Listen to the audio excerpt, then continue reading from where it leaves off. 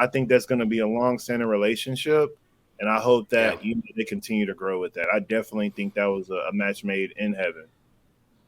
Yeah, no pun intended, right? Right. I didn't even put it. Let's jump into it. Scottie Scheffler really showing that he is about it. Closing out today with a really strong win. It really, after hole number 8, didn't really feel like it was in question. And I'm going to play a couple of clips here, but I want to hear your thoughts on where he's at in the game and just kind of his consistency we've seen going back to last year. Yeah, Scottie really has taken off. He's, taken every test on and succeeded with flying colors. Like, I mean, he's played under pressure. He's brought it back. Like, I feel like in every big field event, Scottie Scheffler is somewhere around the league now. Like, that's just insane to say coming from him being a rookie last year and it all just coming together for him just that quick. And the consistency's there, the putting is there. I mean, like, at this point, you're really trying to find a weak spot for him, and it ain't. It's kind of like what I was saying about Rahm. It's like when he's on, what's the weak spot? And you can't find anything right now. And he is truly becoming superstar status. And me personally, like, and I gotta withdraw some things I was saying about Scottie because Scottie's a nice guy. Scottie is a great player, a long time, a legendary amateur player. I just didn't think he had the superstar prowess. Bro is proving me wrong every week, and I got to commend him on that. Seriously, I agree. I agree with all of that. I feel like I didn't think he had much of a personality to kind of command that superstar status. The winning was there, and the consistency seems to be there now as well. Top of leaderboards, top 10s. His name is always in the conversation. He's never fully out of touch, and it seems like he's got that instinct that once he's in front, he finds an extra gear, and I think that's been super refreshing. And I just think that he is just a good dude. He did an interview after his round today with Damon Hack and just feels real down to earth, smiling, family's all there. So it's not a lot to take away from him. And he doesn't have this crazy ego. He said he just wants to keep getting better week to week, which that's cool to me, and I think that's something to be envious of, and he's humble, and I appreciate that. I do want to highlight kind of a couple of videos of when he got on that stretch, just to kind of show the beast in him from hole number 8 to 12. He went on a five hole in a row birdie streak. 8, 9, 10, 11, and 12. So I have a couple of clips here that I'm going to play here. So he went nuts, and then close out the tournament with those 5 holes. Let's add this into the stream. Way down to the metal. This is the easier place to chip. So he was chipping up here after missing the green on the par 3. And even the broadcast, they were getting a little nitpicky. One of his strengths or weaknesses, really the only one you can point to at this point, is out of the sand. So he missed the sand there, but chipped up in for the birdie. And this is the next hole coming on that par 5 on number 9. Stroke on this one. He had gotten above the hole, kind of chipped it up here from right below the green. Just does get it to go in. So that was his second one in a row. You can see that at that point, Terrell Haddon had finished at 12 under and was the closest competitor. Minwoo Lee had lost a couple of strokes at that point, or 3 at the beginning of the round. Yeah. And then here, 3 holes, we're going to show this downhill tries to get as big a lead as he can. Putt. Oh, wow. Kind of a runaway putt.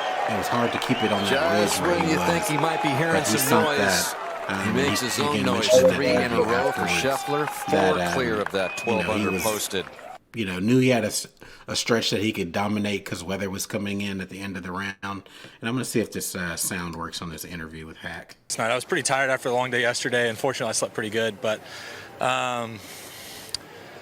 yeah, it's fun. I don't know what to say. 4 wins last year and Player of the Year, 2 wins already this season. In what ways are you a better player, a different player now?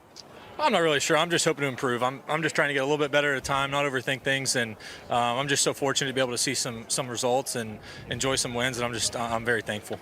But yeah, the interview was really good. Nothing but kudos to him. You mentioned it, or we've talked about this kind of pre-show that I think a big part of his success has been Ted Scott. Just seeing those guys interact together, really refreshing. You can just tell there's a genuine care and love for each other. I know they bonded over their love of Jesus Christ and the Bible, and they're both very religious folks, and so that seems to be a bonding point for them. But when you see Scottie's relationship with Ted Scott versus the dysfunctional nature of his relationship with Bubba Watson, I felt like there was a support group out there for Ted Scott when he was partnered up with Bubba Watson. Yeah. What do you think about their partnership and how Ted Scott has been able to help Scottie get to this next level? Absolutely. So I hope I don't draw this out too long with my explanation, but you got to think about why Bubba and Ted was so volatile compared to Scottie and Ted. You can tell Ted is very authentic, very absolutely pious, definitely lives by the word. Seems like Bubba wasn't always authentic about it. And we can all tell who's authentic about the Lord and who's not. So when things like that happen, you see how he reacts. Ted always kept his cool, Bubba not so much. I felt like it was a lot of, as me and Rod would say, fake Christian activity. So that's what I felt between Bubba and Ted compared to what happened between Ted and Scott. Ted and Scottie Scheffler. Because when you look at Scottie and how the story of them coming out, they both said they prayed about it. How authentic is that, bro? When it comes out that you were praying over the situation, and we're not always the most religious. I can say that, but there is a higher power. I 100% agree with that. But their relationship to Christ has really strengthened them, and you can tell it's authentic. So when they come together, I think that's what makes them such a perfect combo, is because they're all about the same thing. They're always in the word, and then golf comes second, and they're very good at it too. So I think them is picture perfect for everything going forward for them. So I think that's going to be a long-standing relationship, and I hope that they continue to grow with that. I definitely think that was a match made in heaven. Yeah, no pun intended, right? Right. I didn't even think So one thing about that is just seeing, I read an additional article that Ted Scott was considering stepping away from golf entirely, and at least caddying. I shouldn't say stepping away from golf. Right. He was also an instructor as well. But something about that relationship just said, I'm going to work another 10 years, set himself up for retirement. And I can say it's clearly paying dividends, with Scottie winning 6 times in the last year, 4 last year, 2 already this year. And it doesn't look to be stopping anytime soon.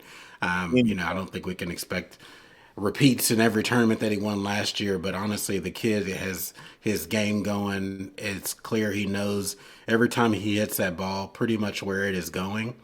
Yeah. And he trusts Ted Scott's opinion and advice and counsel. So I love to see it. It's a great relationship. It's good to see 2 men with a healthy, really close relationship and not some dysfunctional hot mess of a situation. So kudos to both of those gents.